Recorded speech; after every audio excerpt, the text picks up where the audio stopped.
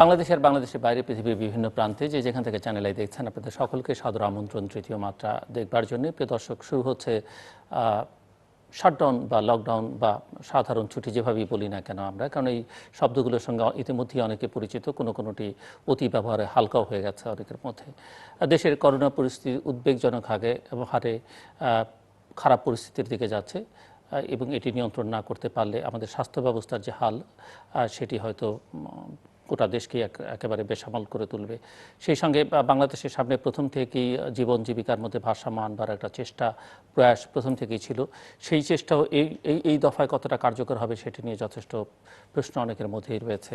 টিকা সংকটের অনেকখানি সমাধান করতে পারত, কিন্তু টিকা সংগ্রহের ক্ষেত্রে বাংলাদেশ প্রথমে যে প্রশংসা কুড়িয়েছিল এবং যেভাবে অন্য অনেক দেশই পায়নি তখন বাংলাদেশ টিকা সংগ্রহ করতে পেরেছিল, কিন্তু সেটিরও এখন একটা লেজে গোবরে অবস্থা।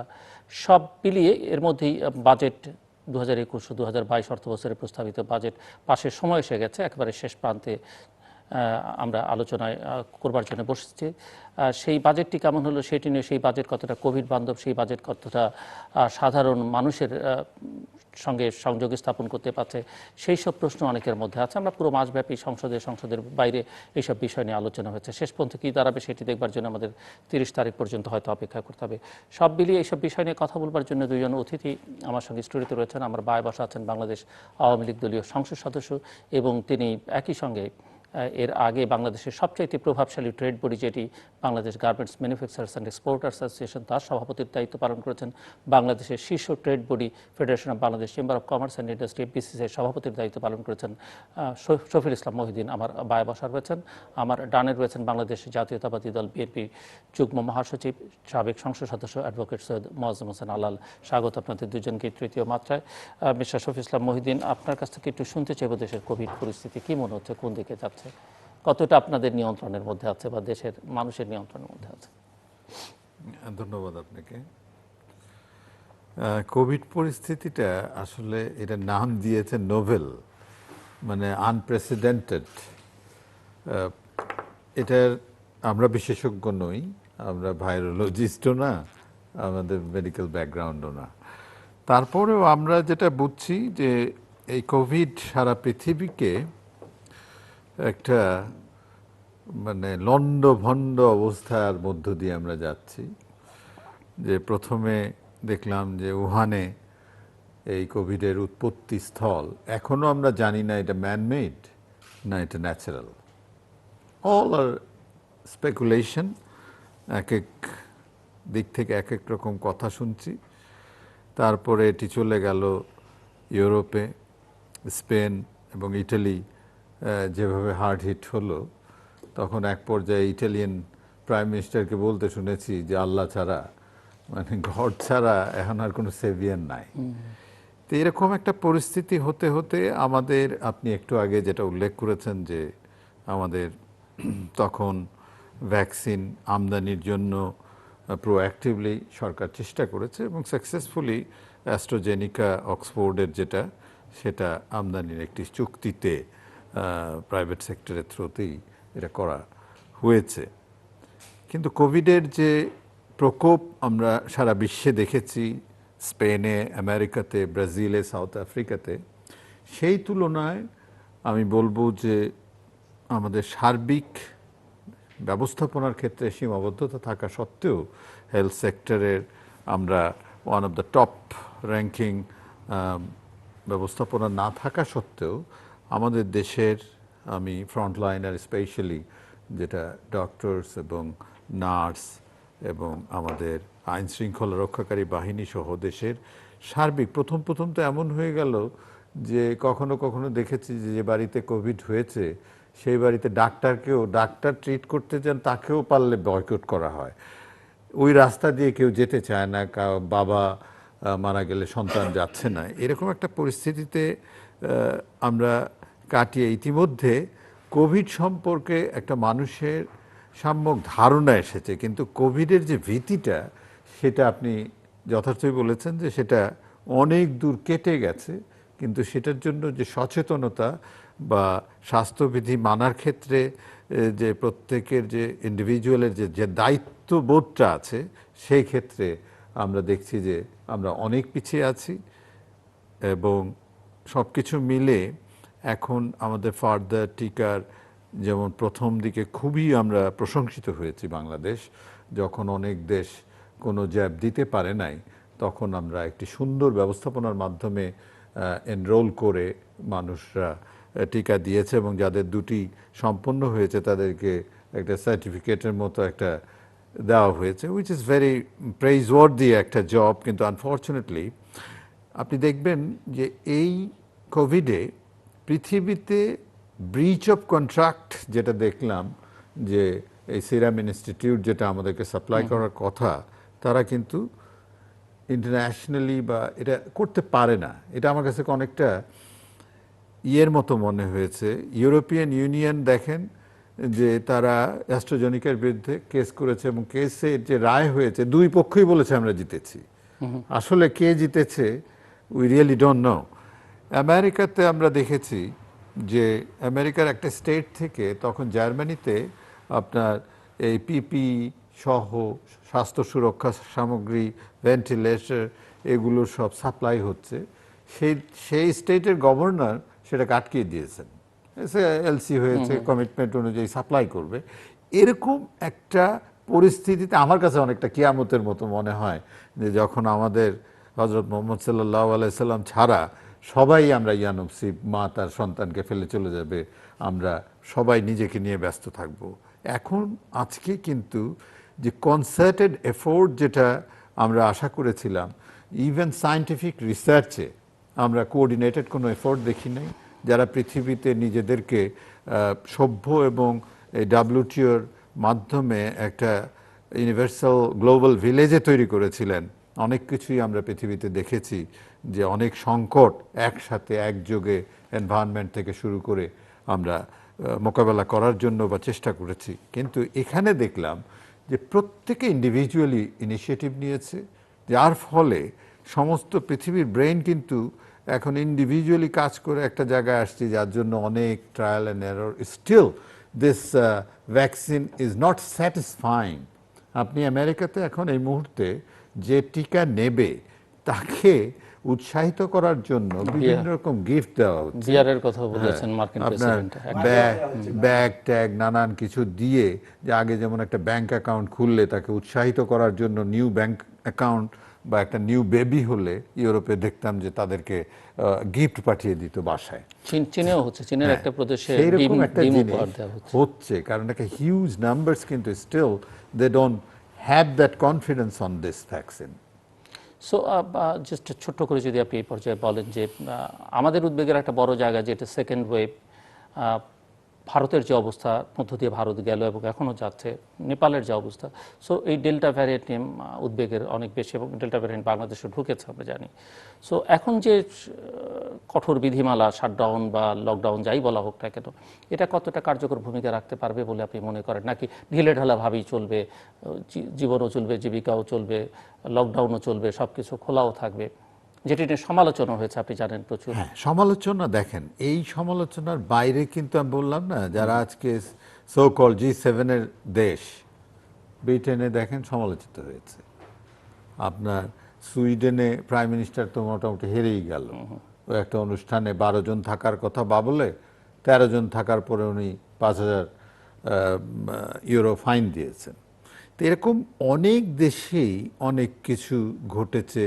একজন অ্যাডভাইজার ইংল্যান্ডে, উনি একটা ওনার মাকে না কাকে দেখতে গিয়েছিলেন, যেটা অ্যালাউড ছিল না।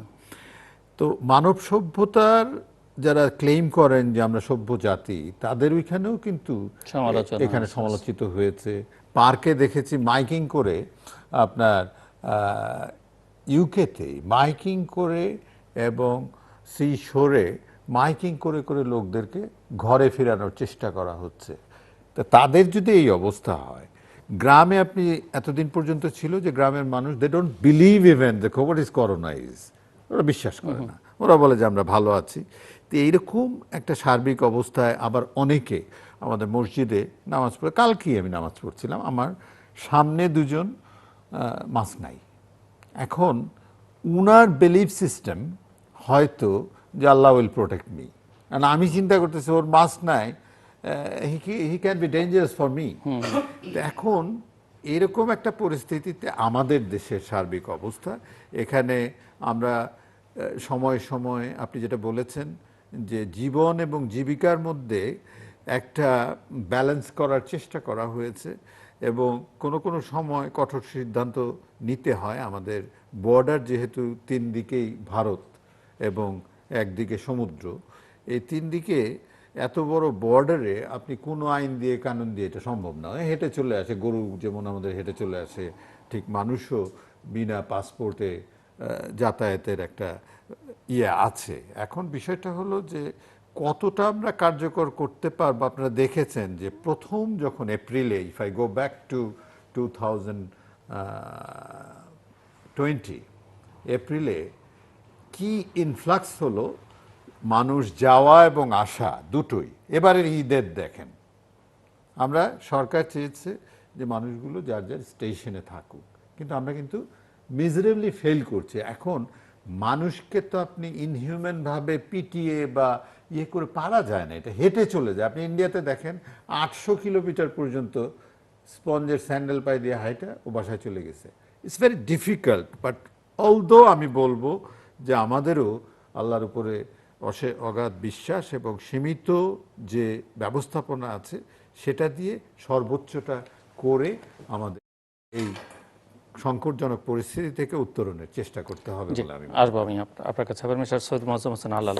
কোভিড পরিস্থিতি আবার নতুন একটা ভিন্ন রকমের পরিস্থিতি, সো বাংলাদেশ কতটা অ্যাড্রেস করতে পারছে, যথাযথভাবে পাচ্ছে কিনা আপনার কাছে কি মনে হয়?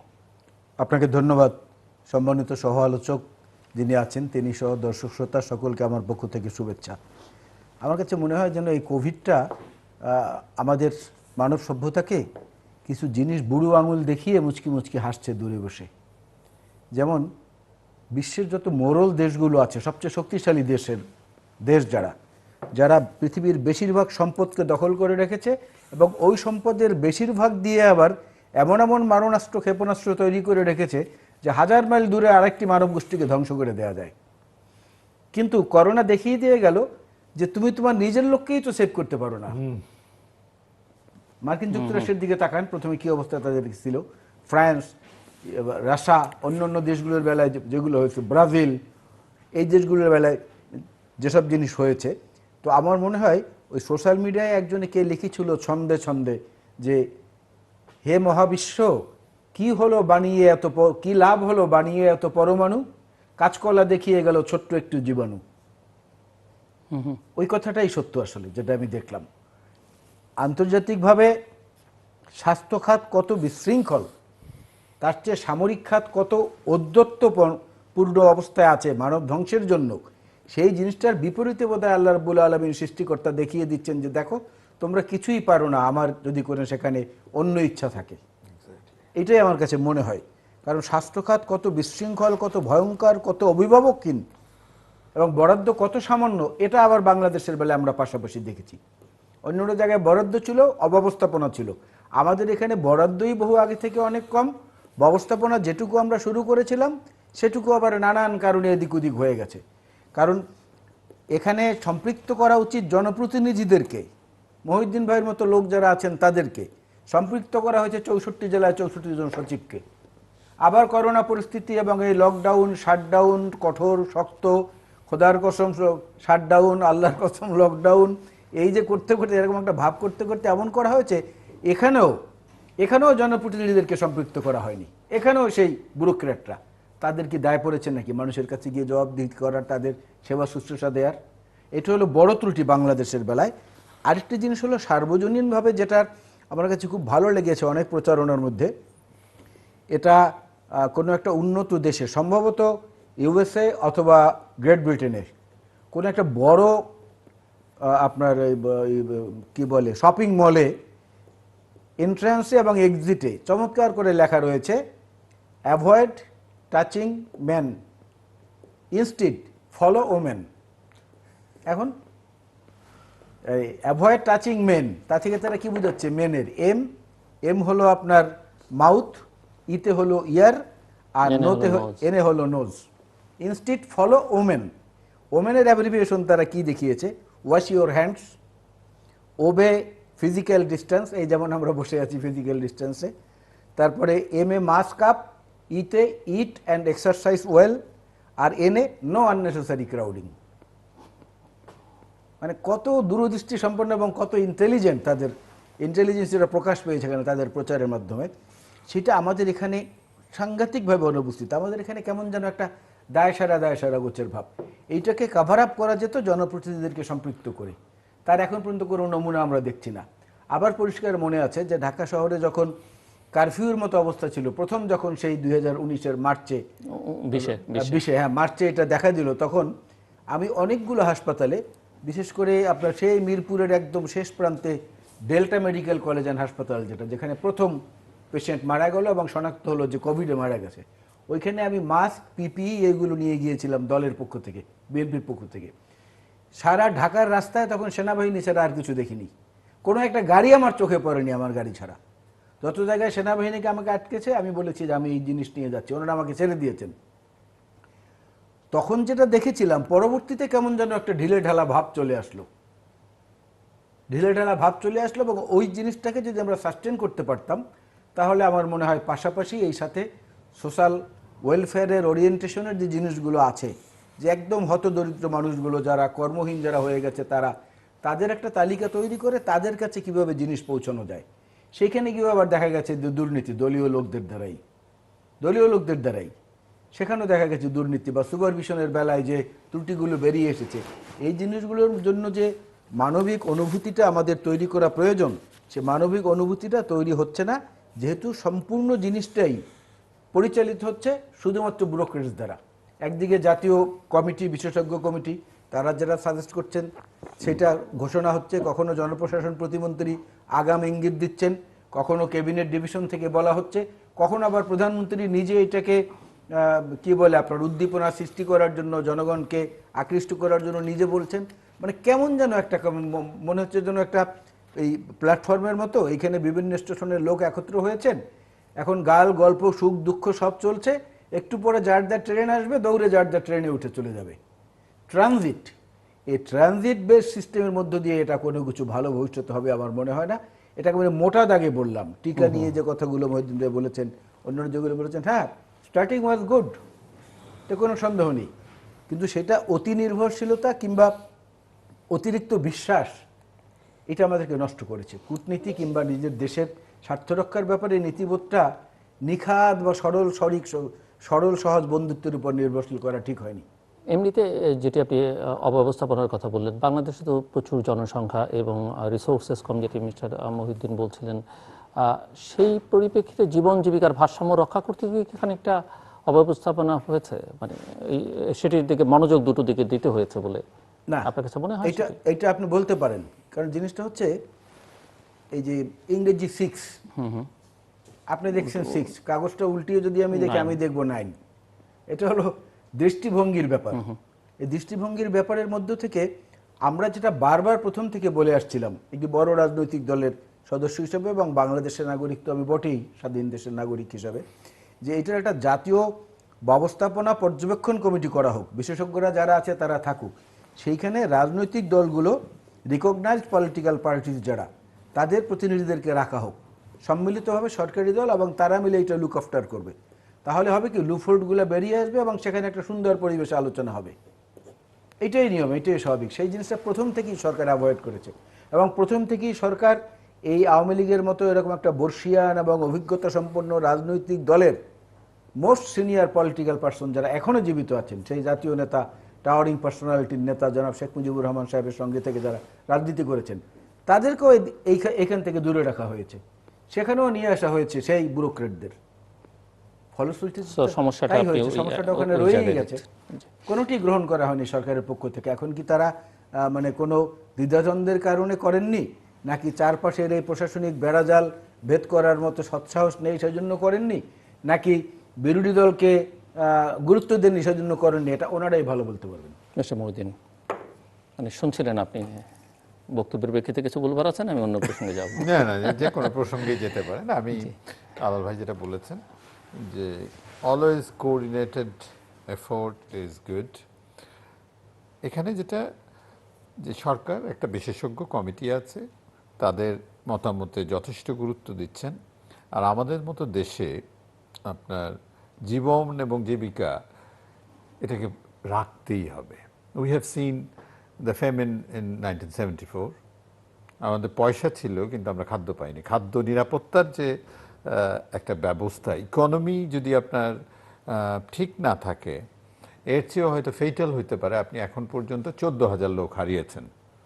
মানে এই পরিবারগুলো বুঝছে যে তাদের স্বজনদের হারানোর ব্যথা, তাদের প্রতি সমব্যথী হয়েই আমি বলছি আল্লাহ পাকের অশেষ রহমত এবং আল্লাহ রাব্বুল আলামিনের বিশেষ মনে হয় কুদরত বা একটা আনুকূল্যে এই দেশের ক্যাজুয়ালিটি লেভেল, আমেরিকাতে যখন জনসন বা ম্যাডোনার টিকার ব্যাপারে কথা বলা হয় তখন তারা বলে যে তোমাদের তো ডেথ রেট ওইভাবে নাই, তোমাদেরকে আমরা প্রায়োরিটি লিস্টে এখন আনতে পারি নাই।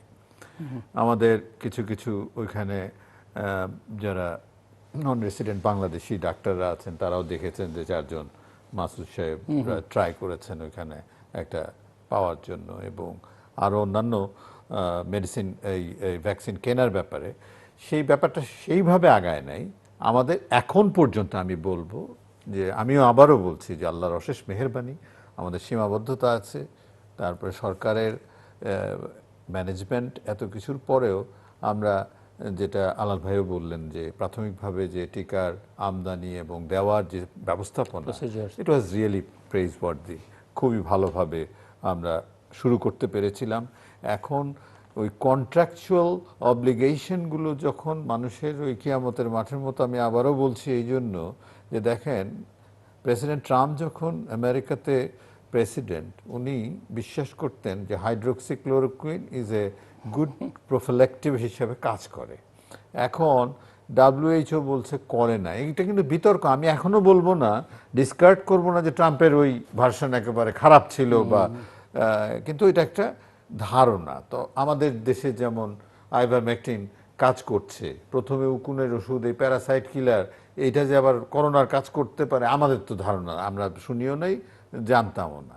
তো এইসব যখন ভারতের কাছে, ভারতকে মোদি সাহেব খুব গর্বের সাথেই বলেছেন যে ইটস এ ওয়ার্ল্ডের ফার্মেসি, মানে চায়নাকে যেমন কনসিডার করা হয় যে manufacturing hub of the world, ঠিক তেমনই ভারতকে কিন্তু মেডিসিনে আমরাও সবাই জানতাম যে they are one of the authority in medical science and pharmaceutical ইন্ডাস্ট্রিতে। কিন্তু সেই মোদি সাহেব কিন্তু যখন অত্যন্ত মানে আনন্দের ঢেকুর গিলছিলেন, তখনই কিন্তু দ্বিতীয় ওয়েভ এসে লণ্ডভণ্ড করে ফেলেছে। এবং এই ট্রাম্প সাহেবকে উনি যখন দিতে চান নাই, ট্রাম্প সাহেব কিন্তু ইনডিরেক্টলি থ্রেট করেছে ইন্ডিয়াকে যে তোমরা না দিলে তোমাদেরকে আমরা ইকোনমিক এম্বার্গোর বিবেচনায় হয়তো চিন্তা করব। এতটা পৃথিবীতে মানে এইসব জিনিস সবার স্বাস্থ্য সুরক্ষার জন্য, যার যার সিটিজেনকে সুরক্ষার জন্য ব্যবস্থা করছে, ইউরোপিয়ান ইউনিয়ন কেস করছে। তো এরকম একটা পরিস্থিতিতে আমরা অনেক অনেক দেখলাম। এখন সত্যিকার অর্থে চেষ্টাটা যে খুব আন্তরিকভাবে করা হচ্ছে, আমার সেদিনও অর্থ মন্ত্রণালয়ের সচিব মহোদয়ের সাথে কথা হলো, মাননীয় প্রধানমন্ত্রী নিজে এটাকে প্রায়োরিটিতে রেখেছেন, ভ্যাকসিন এবং ফুড সিকিউরিটি। আমাদের ফসল ভালো হয়েছে, কিন্তু আমাদের দেশে প্রায় 24 লক্ষ টনের মতো আপনার স্টোরিং ক্যাপাসিটি আছে। অ্যাটলিস্ট এনি গিভেন পয়েন্ট এটা 16 লক্ষর মতো থাকে, কারণ এইখানে একটা আমাদের কৃষকের ন্যায্য মূল্য পাওয়ার ব্যাপার আছে এবং মার্কেটকে নিয়ন্ত্রণ করে, মার্কেটকে ব্যবস্থাপনা করে অ্যাফোর্ডেবল প্রাইসে রাখা, এটা সরকারের ব্যবস্থাপনার একটা অংশ। এগুলো চেষ্টা করা যে হচ্ছে না, সার্বিক চেষ্টাটাই হচ্ছে। এখানে আমি মনে করি যে আমাদের যদিও সংখ্যায় কম হলেও আলাল ভাইদের জাতীয়তাবাদী দলের যারা সংসদে আছেন, রুমিন ফারহানা, তারপরে আমাদের কলিগ হারুন সাহেব সাংসদ, ওরা কিন্তু সরব এবং তাদের মতামত বিভিন্ন ইস্যুতে দিচ্ছে।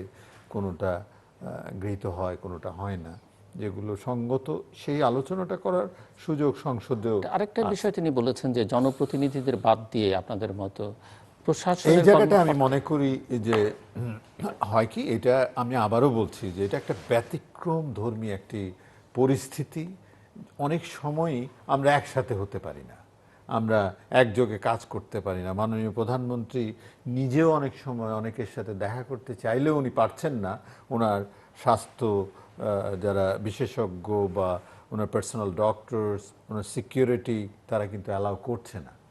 এইভাবে একটা ধরেন আমাদের যাদের অন্তত মাসে একবার দেখা হতো, ইনি একবার বছরেও একবার দেখা করা ইজ ভেরি বিকামিং ডিফিকাল্ট।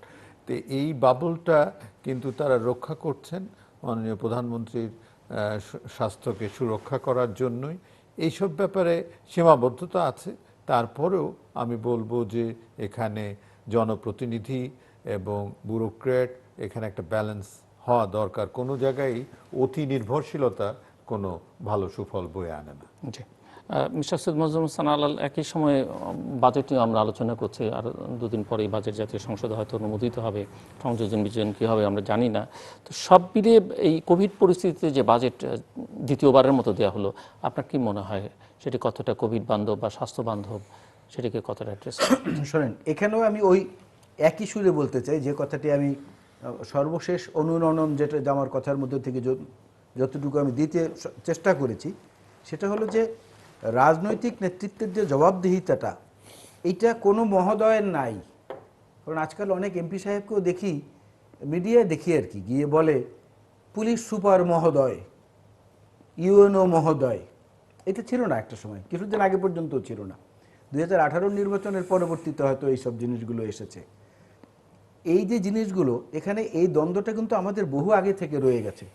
আপনি এই দেশে কিন্তু এখনও সেই 1861 সনের পুলিশ অ্যাক্টের উপরে পুলিশ বাহিনী চলছে, কয়েকটি মাত্র সংশোধনী এসেছে। আপনার সেই 1868 সনের যে সাক্ষ্য আইন, তার উপরেই কিন্তু দেশ এখনো চলছে। সুতরাং আমাদেরকে বুঝতে হবে যে ওটা পিলারের উপর দাঁড়িয়েছে, কিন্তু রাজনৈতিক স্থিতিশীলতা যেটা, সেটা আমাদের মতো রাজনৈতিক দলগুলোরই অপারগতার কারণে এটা কিন্তু প্রাতিষ্ঠানিক আকারে দাঁড়ায়নি। অনেক বেশি নোংরামি ভারতের মতো গণতান্ত্রিক দেশে হয় রাজনীতি নিয়ে, এর চেয়ে জঘন্য নোংরামি হয়। চরিত্র হনন, টাকা পয়সা দেয়া, নারী দিয়ে কলঙ্কিত করা, আবার নারীদের কাছে পুরুষ পাঠিয়ে কলঙ্কিত করা, তা হয়। কিন্তু তারা প্রতিষ্ঠানগুলোর কাঠামোতে কখনো কিন্তু হাত দেয়নি। রাষ্ট্র এবং সরকার, এই দুটো যে আলাদা জিনিস। রাষ্ট্র হচ্ছে একটা চিরন্তন সত্তা, আর সরকার হচ্ছে একটা অস্থায়ী ব্যবস্থা। অস্থায়ী সরকার এবং রাষ্ট্র যদি একাকার হয়ে যায়, তখন সেখানে ভালো কিছু করার সুযোগ যেমন কমে যায়, খারাপ কিছু করার সুযোগ তেমনি বেড়ে যায়। আপনাকে আমি একটা ছোট্ট উদাহরণ দিই, মহিউদ্দিন ভাই একটু আগে রেফারেন্স দিয়েছেন, এই জন্য কথাটা বললাম। এই কথাটি যে আলোচনায় আমরা ছিলাম এবং এখন এই বাজেটের যে প্রসঙ্গটি আপনি আনলেন, তার মধ্যে একটা সেতু বন্ধন রচনা হতে পারে হয়তো এই তথ্যটির মধ্য দিয়ে।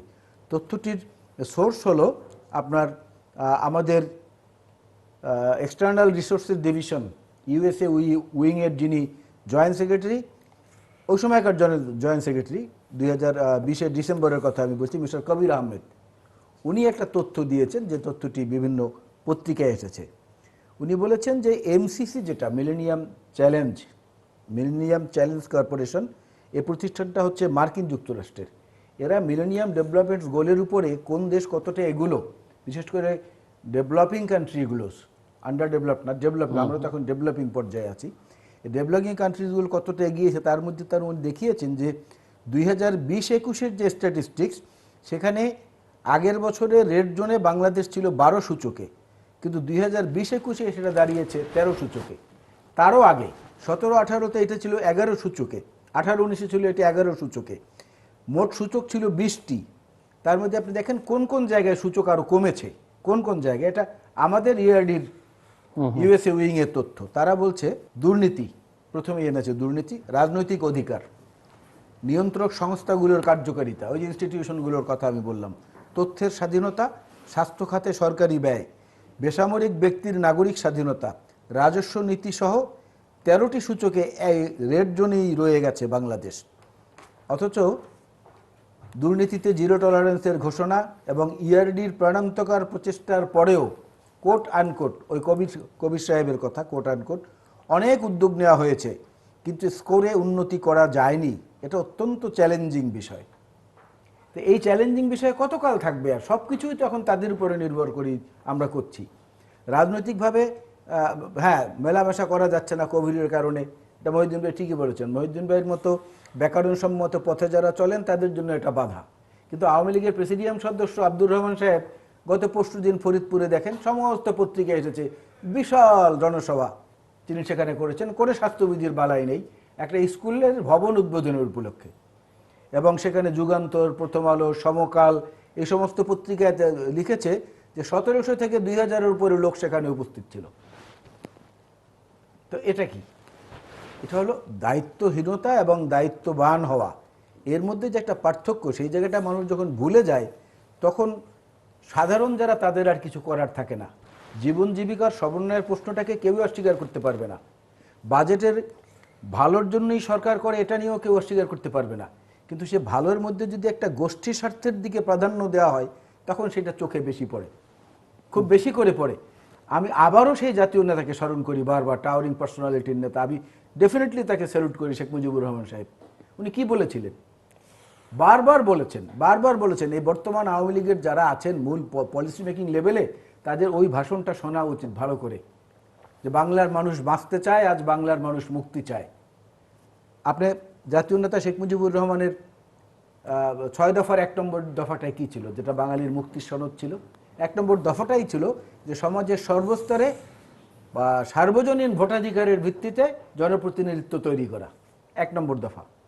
আর এরপরে আমি 5 নম্বর দফাটায় যাই।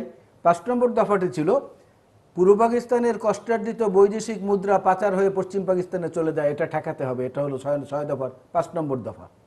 আজকে পশ্চিম পাকিস্তানে যায় না, অফশোর আইল্যান্ডে যায়, আপনার মালয়েশিয়া যায়, আপনার ইসে যায়, কি সিঙ্গাপুরে যায়, কানাডায় বেগমপাড়া হয়, ওই ইসে যায়, ব্রিটেনে যায়, অন্যান্য জায়গায় যায়। তো এগুলোর তো কোনো কিছুরই কোনো সমাধান হচ্ছে না, যে কারণে একটা বেপরোয়া মনোভাবের মধ্যে দিয়ে আমরা চলছি। সেই জন্যই আমি বলছি যে যাদের অন্তত মিনিমাম জবাবদিহিতাটা মানুষের কাছে আছে, তাদেরকে এইটার মধ্যে সমন্বয় করা উচিত হয়ে পড়েছে খুবই জরুরিভাবে। বিশেষ করে এই যে শাটডাউনের কথা এখন যেটা বলা হচ্ছে, এটা জনপ্রতিনিধিদের উপস্থিতি ছাড়া এটা বাস্তবায়ন হবে না, আমি চ্যালেঞ্জ করে বললাম, হতে পারে না। মিস্টার শফিউল ইসলাম বলেন। এবং বাজেট নিয়ে যেটি বলা হচ্ছে, উনি ইঙ্গিত করছেন যেটি নিয়ে গত 1 মাস জুড়ে বলা হচ্ছে, যে বাজেটটি ব্যবসায়ী নেতৃবৃন্দ অভিনন্দন জানিয়েছেন, এবং অভিনন্দন জানানোর ভঙ্গি দেখেও মনে হচ্ছে যে তারা যথেষ্ট হ্যাপি। কিন্তু অর্থনীতিবিদরা এবং সমাজের নানান মহল থেকে যেটি বলা হচ্ছে যে এটি ব্যবসা বান্ধব, ব্যবসায়ীদের খুশি রাখা এবং সরকারি কর্মকর্তা কর্মচারীদের খুশি রাখার জন্য এই বাজেটটি করা হয়েছে, যেটি খানিকটা অর্থমন্ত্রী নিজেও বলেছেন। কিন্তু অর্থনীতিবিদরা আবার বিশ্লেষণ করে দেখেছেন যে ব্যবসায়ীদের মধ্যে, সব ব্যবসায়ীদের মধ্যে পড়ছে না, ক্ষুদ্র মাঝারি তারা কিন্তু এই সুবিধাগুলোর মধ্যে পড়ছেন না। না, ধন্যবাদ। একটা কোনো জিনিসই, একটা বাজেট হলো, আমরা মনে করি যে বাংলাদেশের সামনে আজকের যিনি এই দেশটি পরিচালনার দায়িত্ব নিয়েছেন এবং নিষ্ঠার সাথে নির্বাহভাবে কাজটি করার চেষ্টা করছেন, তিনি একটি দীর্ঘমেয়াদী মধ্যমেয়াদী পরিকল্পনা দিয়েছেন জাতিকে। একটা 41-এ দেশ কোথায় যাবে, উন্নত বিশ্বের একটি দেশ হওয়ার একটা ভিশন দিয়েছেন। 21-এ এই দেশ কোথায় আসার কথা, একটা মিডল ইনকাম কান্ট্রিতে আমরা একটু পিছিয়ে আছি। আমরা ডেল্টা একটা 21 শতকের একটা পরিকল্পনা দিয়েছে। এই দীর্ঘমেয়াদী পরিকল্পনার একটি অংশ এই 21-22-এর যে বাজেট, সেটা এখানে কতগুলো, যেমন আপনি এখন নিউক্লিয়ার পাওয়ার প্ল্যান্ট করছেন, বা পদ্মা ব্রিজ করছেন, বা কর্ণফুলী টানেল করছেন, বা এলিভেটেড এক্সপ্রেসওয়ে করছেন, এটা কিন্তু 3, 4, 5 বছরের একটা প্রজেক্ট, তার একটা ব্যয় কিন্তু এখানেও আছে। তা আমরা যদি, যেটা আমার কলিগ আল ভাই যেটা বলেছেন, যে অনেক কিছুতে আমাদের উন্নয়ন হয়নি, যেগুলো উন্নয়ন করার চেষ্টা করা হচ্ছে, যেমন অনেক কিছু বলেছেন উনি এই মিলেনিয়াম ডেভেলপমেন্ট গোলের। কিন্তু আমরা যে আসল মিলেনিয়াম ডেভেলপমেন্ট গোল যেটা 2013-তে যেটা অর্জন করেছি, যেটা অনেক দেশ তখন তাদের যে রিপোর্টটাও জমা দিতে পারে নাই, এলডিসি কান্ট্রি, তখন কিন্তু প্রাউডলি বাংলাদেশ এটা বলতে পেরেছে এবং এটার থেকে সাকসেসফুলি আমরা অ্যাচিভ করেছি। We are in a way to achieving SDG now. এই এসডিজিকে অ্যালাইন করে আজকে বাংলাদেশের সোশিও ইকোনমিক যে কন্ডিশনটা আছে, আজকে আপনার দেশের পার ক্যাপিটা ইনকাম, এখন এগুলো বললে আবার অনেক অর্থনীতিবিদ অনেকে বলতে চান আচ্ছা ডেভেলপমেন্ট হয়েছে, যেটা প্রথমেই আলাল ভাই বললেন যে পৃথিবীর যারা মোড়ল, এই G7-এ 57% ওয়েলথ পৃথিবীর ওদের কাছে আছে। এখন আমি যদি বলি যে $2227 আমার আজকে পার ক্যাপিটা ইনকাম এসে দাঁড়িয়েছে, এটা কিন্তু আমাদের একটা গর্ব করার মতো বিষয়। 2004-05 অর্থ বছরে এটি কিন্তু $513 ছিল আমাদের। কিন্তু অনেক অর্থনীতিবিদ বা সরকারের বাইরের প্রতিষ্ঠানগুলো সেগুলো তো তাদের জরিপ পাওয়ার এই হিসাবের সঙ্গে একমত না। এইটা তো যতক্ষণ পর্যন্ত আমাদের একটা অভ্যাসে পরিণত হয়ে গেছে, যতক্ষণ পর্যন্ত IFC, IMF, world bank, JP Morgan, HSBC এই ধরনের কোনো প্রতিষ্ঠান না বলবে ততক্ষণ, হ্যাঁ আমি বলছি না, যতক্ষণ না বলবে ততক্ষণ ওটা কারেক্ট না। যেমন ট্রান্সপারেন্সি ইন্টারন্যাশনাল আমাদের বিগত সরকারের সময় কনজিকিউটিভলি আমরা করাপশনের মধ্যে ছিলাম। এখন হয়তো করাপশনটা একটু কমেছে, আমি বলবো না যে দিস ইজ মানে এখনো অ্যাকসেপ্টেবল লেভেলে বা টলারেন্স লেভেলে আমরা আসতে পেরেছি, এই ব্যাপারে আমি একেবারেই বলবো না। আজকে আপনি $2227 উন্নীত হয়েছেন, এটা আমাদের কথা না, এটা বাইরে যারা ওই যে তত্ত্ব দিলে বিক্রি হয় তারা বলছে। এখন পাকিস্তান, যে পাকিস্তানের কাছ থেকে আমরা ফ্রিডম ফাইট করে এ দেশকে লিবারেট করে এসেছি, তাদের ওইখানে কত 1543, ইন্ডিয়াতে কত 1947। এটা ডেফিনেটলি এটা একটা সোশিও ইকোনমিক ইন্ডিকেটর। এটা আপনি ওই গার্লস এডুকেশন বলেন, আমাদের 72%, আপনার পাকিস্তানে 57%, ইন্ডিয়াতে 66%, লাইফ এক্সপেক্টেন্সি বলেন, চাইল্ড মর্টালিটি রেট বলেন, আপনার আমাদের উইমেন, আমাদের একটা এই সাকসেস আর ইকোনমিক যে মিরাকলি একটা সাকসেসফুল যে অধ্যায় আমাদের রচিত হয়েছে, এর মধ্যে আমি মনে করি এডুকেশন এবং আমাদের যত সমালোচনাই করি এগুলো আমাদের উন্নয়ন, এবং এটা মানতে হবে। 36% আমাদের আজকে আমাদের মা বোনরা আমাদের সাথে অংশগ্রহণ করছেন কাজে। 36%, এটা ইটস নট এ মানে সিম্পল একটা জিনিস। এটা এই সাউথ ইস্ট এশিয়াতে এটা একটা গর্ব করার মতো জিনিস। আমাদের লাইফ এক্সপেক্টেন্সি এখন অ্যাবাউট 73 ইয়ার্স, যেখানে পাকিস্তানে 67, ইন্ডিয়াতে 69। এগুলো, এই যে স্বাস্থ্য অব্যবস্থাপনা, এত অভিযোগ আমরা করছি কেন? ওইটা যারা দায়িত্বে আছেন তারা ইমপ্রুভমেন্ট করবেন এটার থেকে, এটা ভালো জিনিস। কিন্তু তারপরে এই যে চাইল্ড মর্টালিটি রেট কমে গেল, এই যে আমার লাইফ এক্সপেক্টেন্সি বাড়লো, এখানে কি একটুও স্বাস্থ্য, এটা আমি বলছি না যে এখনকারটাই দিতে হবে, ধারাবাহিকভাবে স্বাস্থ্য ব্যবস্থায় কিছু অবদান রেখেছে বলেই কিন্তু এগুলি হয়েছে। এগুলার তো আমার স্ট্যাটিস্টিক্স না, these are the statistics those who are credible. আমরা যাদেরকে ক্রেডিবল বলি সেখানে যথেষ্ট ওইখানেও চিন্তার ব্যাপার আছে। এই জায়গাগুলো আমি মনে করি যে আমাদের আজকে সোশিও ইকোনমিক কন্ডিশনে একটা পরিবর্তন এসছে। আজকে যেখানে মঙ্গাপীড়িত একটা দেশে, যেখানে অনেকেরই দুবেলা খাদ্য সংস্থানের ব্যবস্থা ছিল না, সেখানে কিন্তু আপনি একেবারেই অজপাড়াগায়ে আপনি যদি যান, সেখানে এখন বিউটি পার্লারও পাওয়া যায় এবং পায়ে একটা স্যান্ডেল পাওয়া যায়। এটা কিন্তু আমার মানতে হবে। এটা যদি আমি বলি যে না, ওল লেভেল থেকেও কতটুকু উন্নতি করলো, হ্যাঁ আমাদের দেশেও এখনো রিচ অ্যান্ড পোরের বৈষম্য আছে, এগুলো আরও বেশি ইনক্লুসিভ ডেভেলপমেন্টের জন্য আমরা বলছি, চেষ্টা করছি, কিন্তু ডেভেলপমেন্ট যেটা হচ্ছে এটা কিন্তু দৃশ্যমান। ডেভেলপমেন্ট নিয়ে তো কোনো বিতর্ক নেই, কিন্তু একদম সোজা বাংলায় যদি বলি, কোনো পরিসংখ্যান ছাড়া, একটা মানে কি বলে মাল্টি স্টোরিড বিল্ডিং করতে নিচের ফাউন্ডেশন বাদ দিয়ে, প্রথম তলা দ্বিতীয় তলা বাদ দিয়ে তো 15 তলা করা সম্ভব না। বিশ্বের সেরা অর্থনীতি যত প্রতিষ্ঠানগুলো, world economic forum, global financial integrity থেকে শুরু করে যারা, প্রত্যেকে বলছে যে এটা ধারাবাহিক উন্নয়নের ফসল। এটা নারী শিক্ষা, তারপরে এই যে আপনার সামাজিক সুরক্ষা, এগুলোতে হয়েছে কি, বিএনপির সময় বেগম খালেদা জিয়ার সরকার যেটা চালু করেছেন, 96 সনে এসে নেত্রী শেখ হাসিনা সরকার আবার ওইগুলোকে সাস্টেন করেছেন। আবার উনি যেগুলো সাস্টেন করেছেন তার মধ্যে যেটা যেটা এই যে সোশ্যাল স্ট্যাটিস্টিক্যালি ডেভেলপমেন্টের জন্য ভালো, সেটাকে আবার বেগম খালেদা জিয়া 2001-এ এসে সাস্টেন করেছেন। আপনি এই আবার ক্রীড়া ক্ষেত্রে ক্রিকেটের কথাটা ধরেন, এই যে আমাদের এগুলো হয়েছে এগুলো ধারাবাহিক একটা ফসল, এবং আওয়ামী লীগ হলো সেই সৌভাগ্যবান রাজনৈতিক দল যে যেভাবেই হোক তারা 3 দফায় এখন পর্যন্ত দেশ পরিচালনা করছে কনসিকিউটিভলি, এর মধ্যে কোনো বিরতি নেই। এই সুযোগটা অন্য কোনো রাজনৈতিক দলের বেলায় হয়নি। তবে পরিসংখ্যান ফুলিয়ে ফাঁপিয়ে যতই আমরা দেখাই কিংবা বিতর্ক করে যতই কম দেখাই, দুর্ভাগ্যজনক বিষয়টা হচ্ছে আয় বৈষম্য এত এত এত এত বেশি বেড়েছে যা মুক্তিযুদ্ধের চেতনার সঙ্গে দস্তুর মতো সাংঘর্ষিক, দস্তুর মতো। বাংলাদেশের জাতীয় নেতা শেখ মুজিবুর রহমান সাহেবের প্রথম স্বাধীন বাংলাদেশের বাজেটের পরিমাণ ছিল 786 কোটি টাকা, আর এখন বাংলাদেশ ব্যাংক থেকে একবারে চুরি হয়ে যায় 800 কোটি টাকা। তো এই জিনিসগুলো তো আছে, উন্নয়ন নিয়ে কারো তো কোনো বিতর্ক নাই।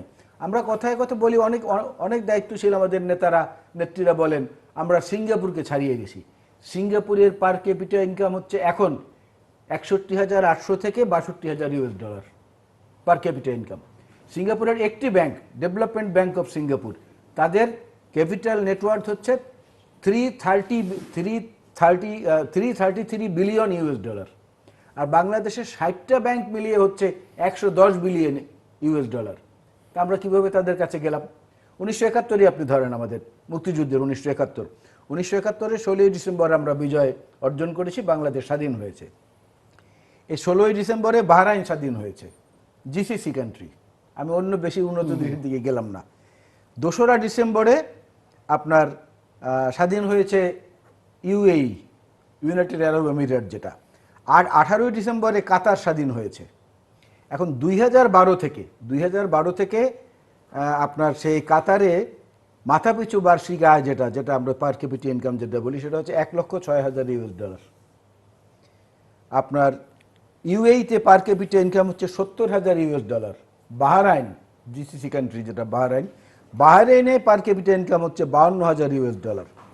অথচ 1970-এর নির্বাচন, 71-এর স্বাধীনতা যুদ্ধ শুরু হওয়া পর্যন্ত আমাদের পার ক্যাপিটা ইনকাম এবং সাউথ কোরিয়ার পার ক্যাপিটা ইনকাম এক ছিল, সমান ছিল। মনে করে দেখেন মহিউদ্দিন ভাই, সমান ছিল। তাহলে এই তুলনাগুলো করা মানে কি আমরা এই সরকারকে ব্যর্থ করতে চাচ্ছি? সেইটা না, এটা একটা সাস্টেনেবল ব্যাপার, এবং এই সাস্টেনেবিলিটি রাখতে হলে যে জিনিসগুলো দরকার সেই জায়গাটায় হচ্ছে যে আপনার মুক্তিযুদ্ধের চেতনার কথা আমরা যত বেশি বেশি করে বলি, এইটার বিষয়ে যত বেশি বেশি আমরা সেই চেতনাগুলোর দিকে যথার্থ অর্থে তাকাবো, তাহলেই সেটা হবে বলে আমি মনে করি। আপনি দেখেন সর্বশেষ ওয়ার্ল্ড জাস্টিস প্রজেক্ট যারা, তারা কি বলছে? এই বছরের মার্চে তাদের রিপোর্টটা এসেছে। তারা বলছে যে 128টি দেশের মধ্যে আইনের শাসনের বৈশ্বিক সূচকে বাংলাদেশ আছে 115 নম্বরে। এটা স্বাধীনতার চেতনার মুক্তিযুদ্ধের চেতনার বিপক্ষে যায়।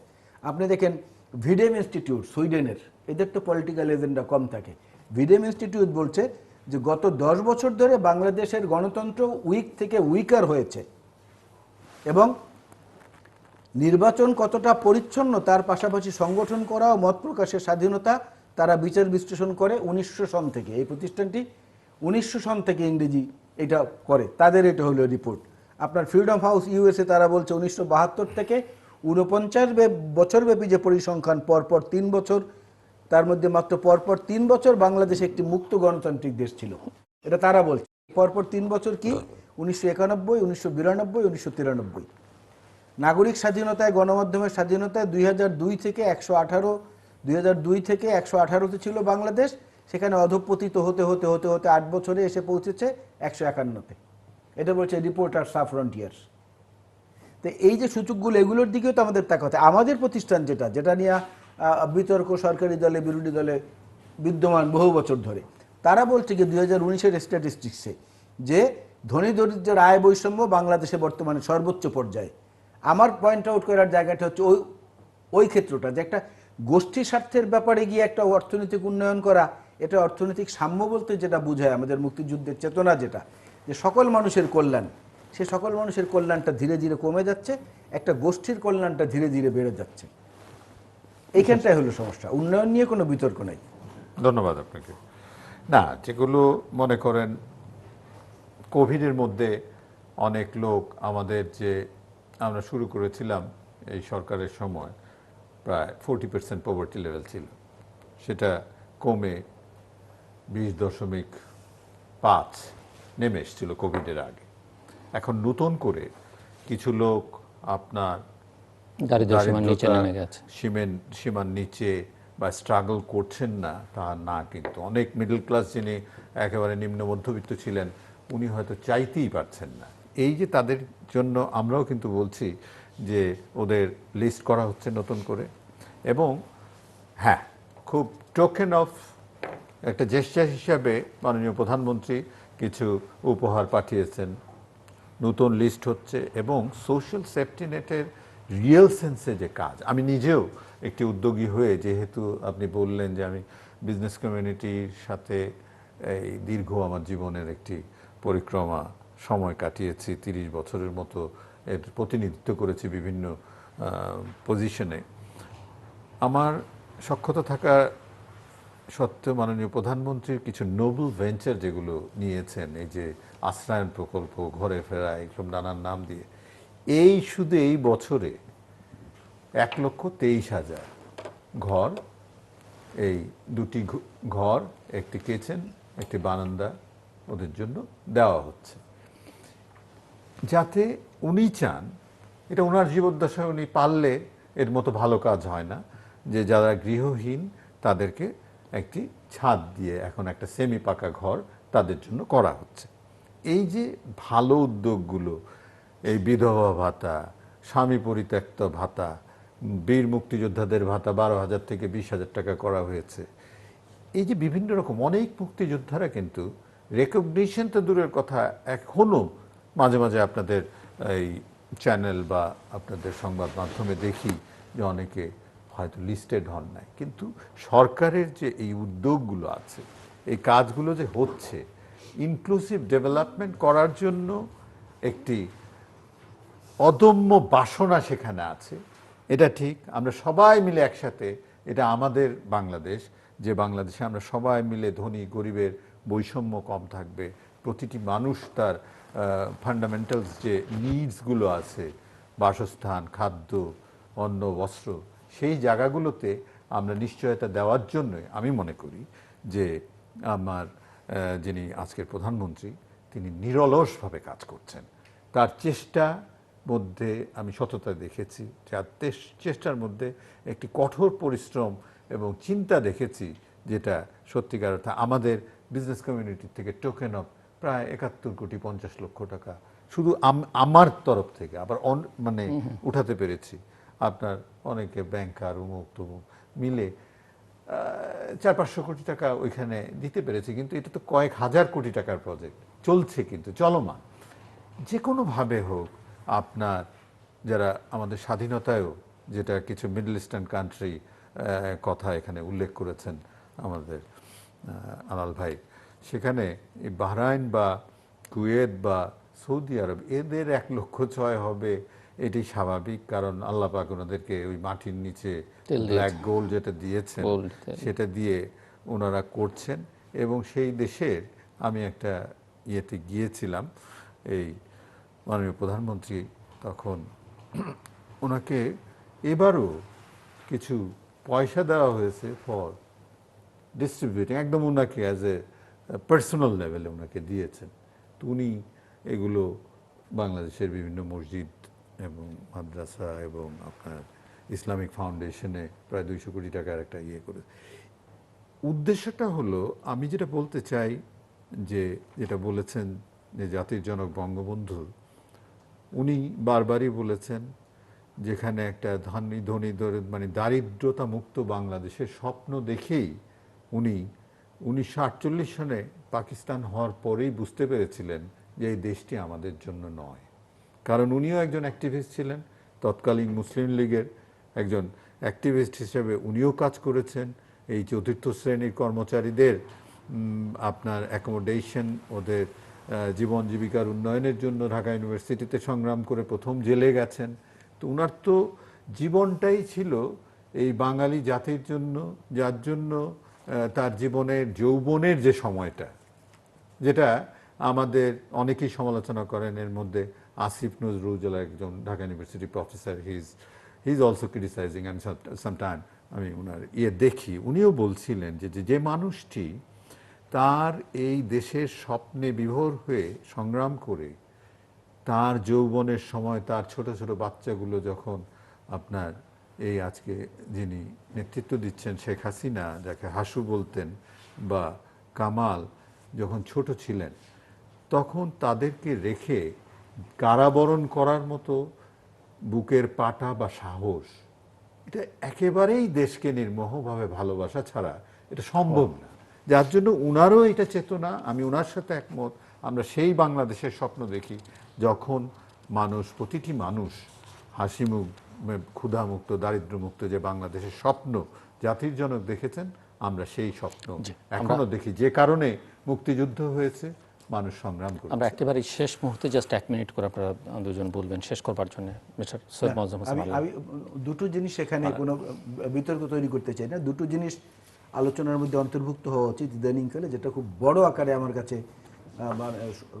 বিপদ সংকেতের মতো মনে হচ্ছে। সেটা হচ্ছে যে IOM যে সংস্থাটি, ইন্টারন্যাশনাল অর্গানাইজেশন অফ মাইগ্রেন্টস, কিছুদিন আগে, অল্প কিছুদিন আগে, 3 মাসও হয়নি, তিউনিসিয়ার একটি ক্যাম্প থেকে 750 অভিবাসীর মধ্যে, অবৈধ অভিবাসীর মধ্যে 39 জন বাংলাদেশিকে সেখান থেকে খেদানোর জন্য তারা নিয়মিত ক্যাম্পে হাজিরা দিয়ে বলছে যে তোমরা চলে যাও, তোমাদেরকে কিছু আমরা দিচ্ছি নগদ অর্থ এবং টিকিট করে দিচ্ছি বাংলাদেশে, অনলি বাংলাদেশি সিটিজেনদেরকে। এটা কিন্তু CNN এর রিপোর্ট থেকে আমি বলছি। সেইটার ব্যাপারে যখন দৃষ্টি আকর্ষণ করা হলো, আমরা ফরেন মিনিস্ট্রির পক্ষ থেকে কোনো তৎপরতা দেখলামও না, শুনলামও না পরবর্তীতে আর কি হয়েছে। এই যে তিউনিসিয়ায় এখন আবার হলো, প্রায়শই আমরা দেখি মালয়েশিয়া যাওয়ার পথে ডুবে মারা যাচ্ছে, এই মারা যাচ্ছে, ওই মারা যাচ্ছে। এই ব্যাপারটা ইমিডিয়েট অ্যাড্রেস করা দরকার। আমাদের পররাষ্ট্রমন্ত্রী সাহেব তো অনেক কথা বলেন, ইমিডিয়েট অ্যাড্রেস করা দরকার, এক। আর দ্বিতীয় হচ্ছে যে বাংলাদেশ ব্যাংকের যে নির্দেশনাগুলো ছিল আমাদের ব্যাংক মালিকদের উপরে, সিএসআর এর ব্যাপারটা, ব্যাংক মালিকরা সম্পূর্ণ উল্টোটা করছেন, এবং সেটা করছেন চিঠি দিয়ে। বাংলাদেশ ব্যাংকের নির্দেশনাকে বুড়ো আঙুল দেখিয়ে চিঠি দিয়ে স্টাফদের বেতন 15% কমিয়ে দিয়েছেন অনেক ব্যাংক, তাদের প্রণোদনা, তাদের অন্যান্য যেটা বোনাস, ইনক্রিমেন্ট, এগুলোকে সব বন্ধ রেখেছেন সাইনেডাই। এগুলো তো থাকা উচিত তৎপরতার মধ্যে। প্রধানমন্ত্রীর অফিসে গিয়ে আপনি যেটা বললেন, ওই ঘরের জন্য বা গরিব মানুষের বাঁচার জন্য 50 কোটি দিয়ে এলেন, আর এখানে নিজের কর্মীদেরকে 500 কোটি থেকে বঞ্চিত করলেন, সেটা দেখার কেউ নেই। এটা দেখতে হবে। আমি আপনার সাথে ছোট্ট করে জাস্ট 1 মিনিট আমি বলবো যে বাংলাদেশের যে আমাদের অভিষ্ট লক্ষ্যে পৌঁছাতে হলে যে সংগ্রাম, যে কষ্ট, যে ত্যাগ আমরা স্বীকার করেছি স্বাধীনতায়, আমরা সেটিকে অব্যাহতভাবে অর্জন করতে গেলে আমাদের, যেটা বললেন 700 কোটি টাকার বাজেট, আজকে 6 লক্ষ কোটি টাকার উপরে, এবং ইতিহাসের সর্ববৃহৎ বাজেট দিলাম। যেমন আমরা বলছি যে বাজেটে যে আমাদের যে দুর্বল যে দিকগুলো আছে, সেগুলোকে আমরা সমালোচনাগুলোকে নিয়ে, কনসিডারেশনে নিয়ে সেগুলোকে করতে হবে। যেমন বাজেট ইমপ্লিমেন্টেশনে আমাদের যারা প্রজেক্ট ডাইরেক্টররা থাকেন, বড় বড় প্রকল্প বাস্তবায়নে, আমি সংসদেও সেদিন বক্তব্যে বলেছি যে এই যে ঢাকা গাজীপুর রোডে একটা বেহাল অবস্থা, একটা প্রজেক্ট যদি 8 বছর 10 বছর লেগে যায়, এতে যেমন কস্ট বৃদ্ধি পায়, মানুষের দুর্ভোগ বাড়ে এবং মানুষের কর্মঘণ্টা কমে যায়। এইসব ক্ষেত্রে আমরা গঠনমূলক সমালোচনাগুলো নিতে চাই এবং নিয়ে সেই লক্ষ্যে আমরা এগিয়ে যেতে চাই। এখানে যারাই যেখানে দায়িত্বে আছেন সেটিকে কনসিডারেশন নেবেন, সেটি আমাদের। অনেক ধন্যবাদ মিস্টার মোয়াজ্জেম হোসেন আলাল এবং মিস্টার শফিউল ইসলাম মহিউদ্দিন। দর্শক, নিজেদের সুরক্ষাটা নিজেদের করতে হবে এবং বিধিবিধান যা আছে সেগুলো মেনে চলতে হবে। আমার অতিথিরা বারবার উচ্চারণ করছিলেন, মাস্ক পরতে হবে, নিজের স্বার্থে পড়তে হবে এবং আপনার পরিবারের সকলের স্বার্থে পড়তে হবে। হাত পরিষ্কার রাখতে হবে, হাতকে নাক, মুখ, চোখ থেকে দূরে রাখতে হবে। অপরের থেকে পারস্পরিক দূরত্ব বজায় রেখে চলতে হবে এবং কোনো ধরনের সভা সমাবেশ বা অনেক মানুষ একসঙ্গে হওয়ার যে কোনো অনুষ্ঠান থেকে নিজেদেরকে বিরত রাখতে হবে। এর কোনো বিকল্প নেই। টিকা আসা মাত্র টিকা গ্রহণ করতে হবে এবং টিকার ব্যবস্থা অবশ্যই সরকারকে দ্রুততার সঙ্গে করতে হবে, যত দ্রুততার সঙ্গে সম্ভব। যদি কোভিড থেকে মুক্ত হতে হয় বা কোভিডের সঙ্গে খাপ খাইয়ে চলতে হয়, এইসব ব্যবস্থা নেওয়া ছাড়া কোনো বিকল্প নেই। দর্শক, আমাদের সঙ্গে থাকবার জন্য অসংখ্য ধন্যবাদ। আপনাদের সবার জন্য শুভকামনা।